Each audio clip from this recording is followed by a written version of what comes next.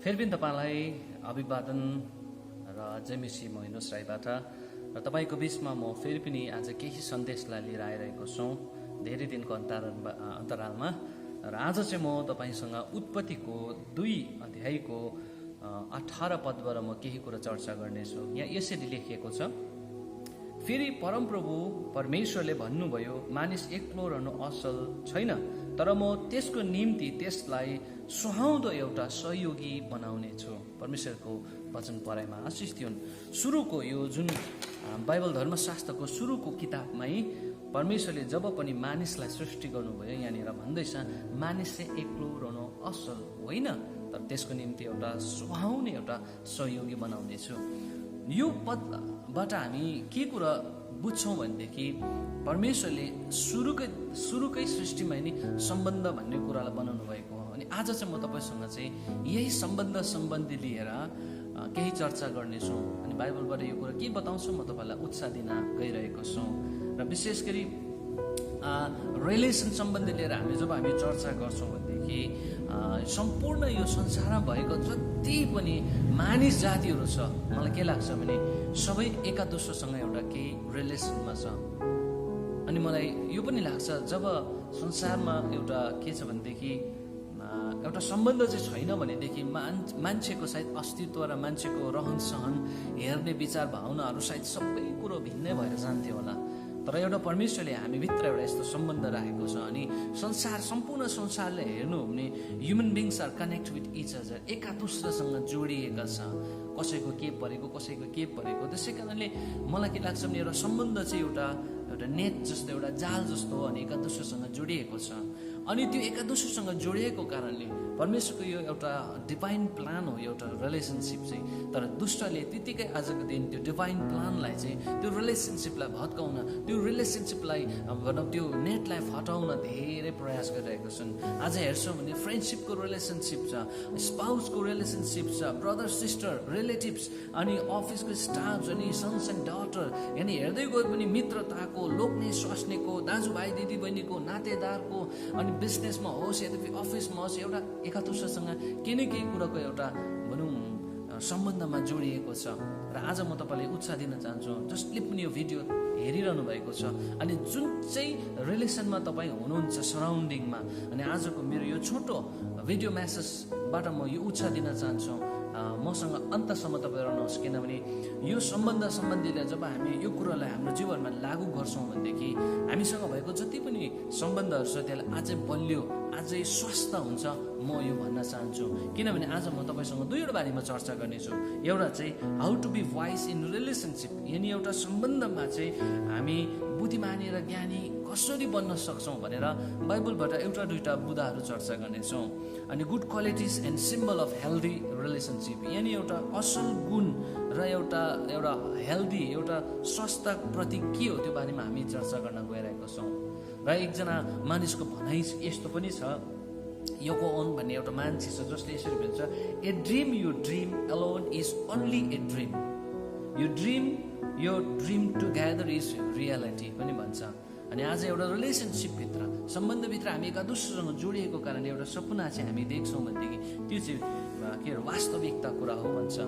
अनि त्यसै कारणले आज म तपाईँसँग यो उत्पत्तिको 2:18बाट म तपाईँसँग केही चर्चा गर्न गइरहेको छु।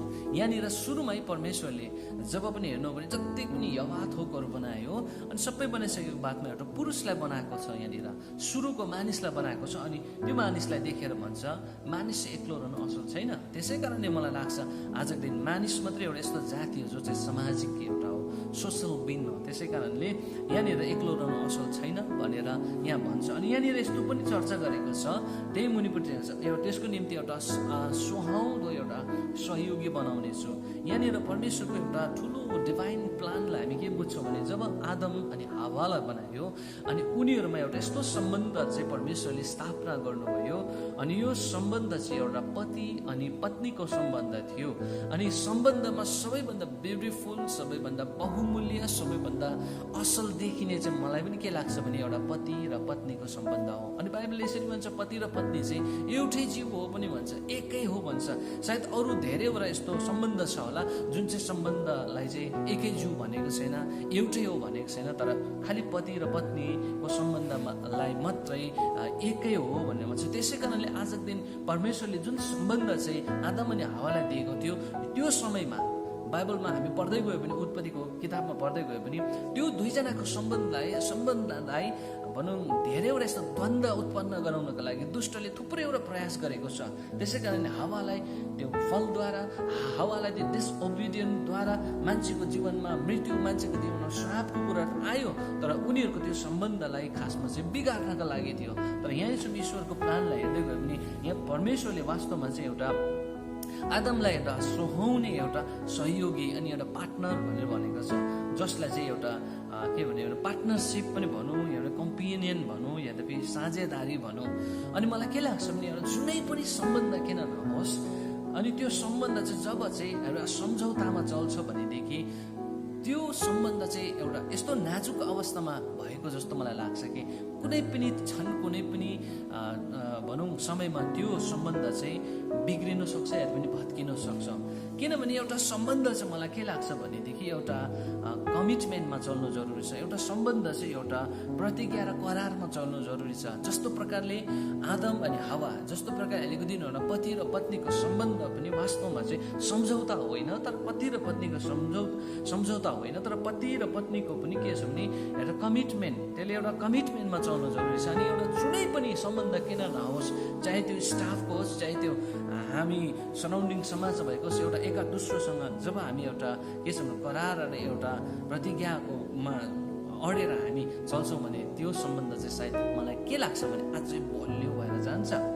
अनि एउटा थुप्रोले भनाइ छ, अनि मेरो पनि यो भनाइ के छ भने एउटा परिवार चाहिँ एउटा के सम्बन्धले चल्छ, परिवार चाहिँ कुनै पनि एउटा कानुन व्यवस्थाले चल्दैन।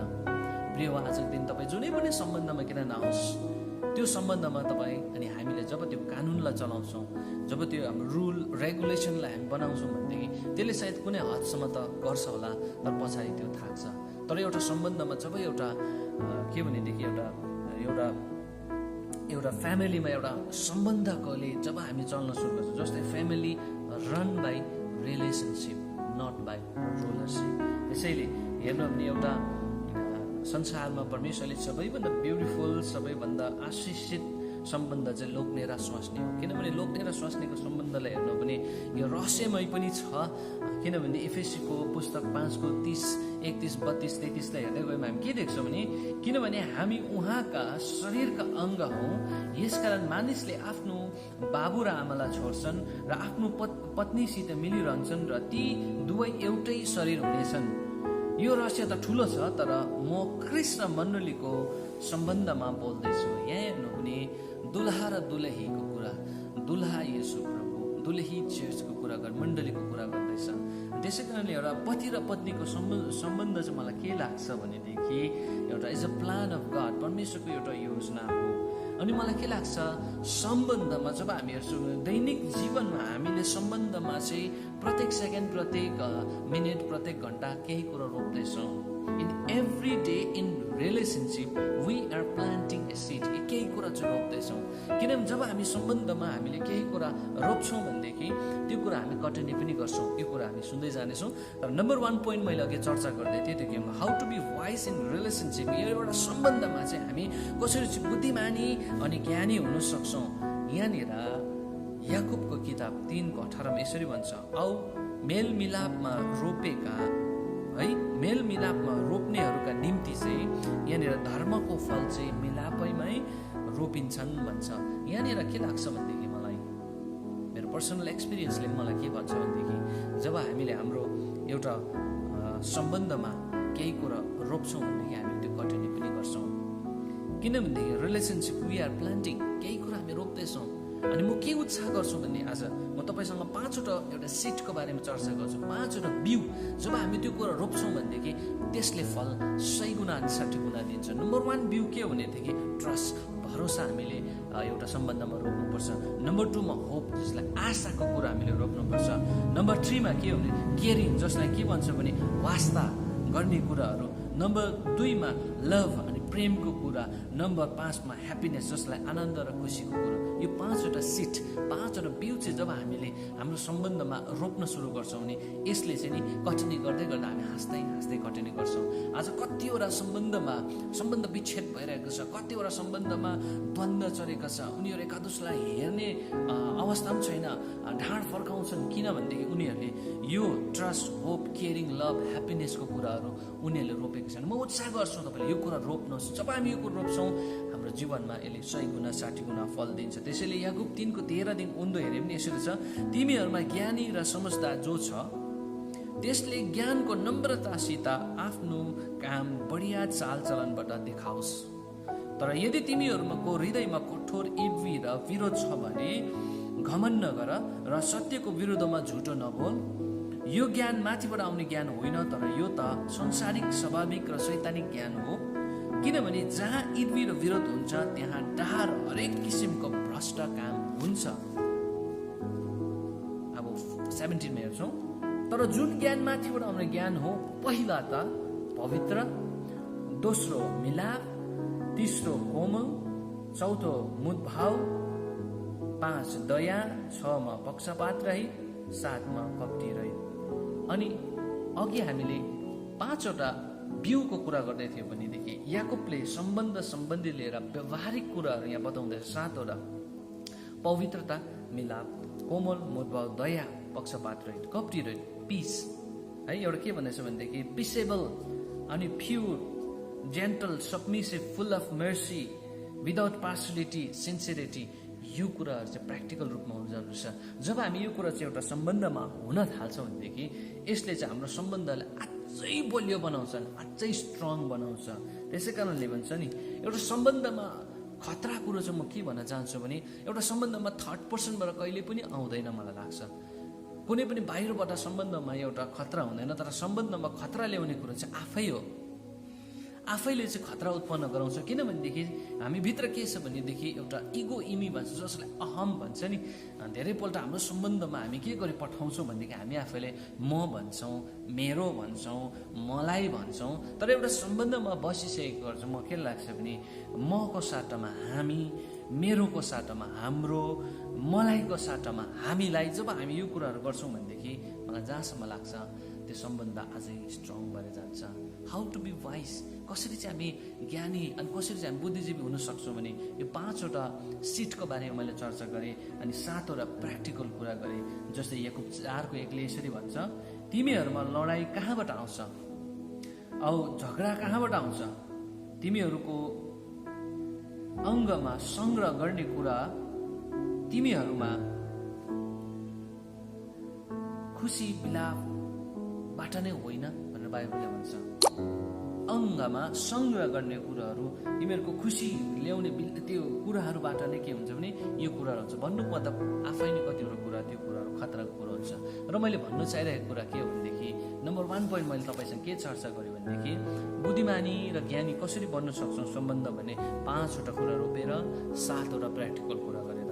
अब अर्को कुरामा आउँदैछु, good qualities and symbol of healthy relationship, यानि असल गुण र एउटा सङ्केतिक के कुरा चर्चा गर्नेछु। जसरी म तपाईँसँग 3वटा कुरा चर्चा गर्छु जो चाहिँ एउटा गुणहरू हो। जब यो गुणहरू हामीमा देखा पर्छौँ भनेदेखि एउटा सम्बन्ध अझै पनि फलिफाप भएको हामी देख्छौँ। जस्तै प्रकारले नम्बर 1 मा के हो भने अधीनता भन्छ। जब एउटा सम्बन्धमा एक दोस्रोमा अधीनता हुन्छ, जस्तै प्रकारले गिफ्ट इन्टु ए अथोरिटी, यानि मेरो अथोरिटी कसैलाई दिनु, कसैले उसको अथोरिटी मलाई दिनु। भन्नुको मतलब एउटा सम्बन्धमा चाहिँ मेरै कुरा मात्रै चल्नुपर्छ, एउटा सम्बन्धमा चाहिँ मेरै नै हुनुपर्छ भन्ने होइन। तर एकादुष्टलाई त्यो अधीनतामा जब हामी आदान प्रदान गर्छौँ भने त्यसले चाहिँ सम्बन्धलाई चाहिँ के गर्छ भने असल बनाउँछ अनि त्यसले असल गुण देख्छ, जसलाई सबमिट पनि भन्छ। त्यसै कारणले होला याकुब 4:7 यसरी भन्छ, यसकारण परमप्रभुको अधीनमा बस, शैतानको विरोध गर अनि त्यो तिमीहरूबाट भाग्नेछ। भन्नुको मतलब परमेश्वरको अधीनमा बस्नु हामीलाई चाहिँ हाम्रो जीवनमा उहाँको अथोरिटी आएको, यानि उहाँले हाम्रो जीवनमा चाहिँ के अरे अख्तियार गरोस् भन्नु चाहेको। अनि अख्तियार चाहिँ एकादोस्रोलाई दिनु, अनि अधीनता चाहिँ एकादोस्रोलाई दिनु भन्ने कुरो नै सबमिटको कुरा हो। त्यसैले आजै मुनिपट्टि यसरी भन्छ, ए पत्नी हो परमप्रभुमा खोल्ने जस्तै गरी पतिको अधीनमा बस। ए पति हो पत्नीलाई प्रेम गर औ तिमीहरूप्रति कठोर नहुआ। यहाँनिर वास्तवमा भन्नु चाहिँ के छ भने एउटा असल गुण चाहिँ के भने सबमिट, एका दोस्रोलाई आदान प्रदान गर्ने अख्तियार। अनि दोस्रोमा चाहिँ के हो भनेदेखि नम्रता भन्छ, जसलाई चाहिँ ह्युमिलिटी पनि भन्छ।